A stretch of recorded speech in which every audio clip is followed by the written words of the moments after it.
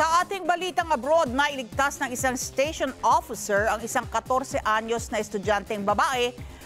Makarang madulas ito mula sa umaandar na tren. Kaagad na sumaklolo si Constable Govind Singh Chauhan sa batang pasahero nang maaksidenteng nahulog po ito mula sa tren sa Ashok Nagar Railway Station sa Madhya Pradesh. Makikita sa CCTV footage na tinangka ng estudyanteng sumakay sa umaandar na tren pero nawalan ito ng balanse at nalaglag mula sa masikip na siwang.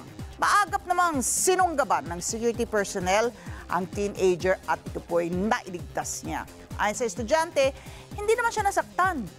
Muli namang nagpaalala ang mga otoridad sa publiko na iwasang sumakay habang umaandar ang tren at maging maingat habang nasa riles ng tren.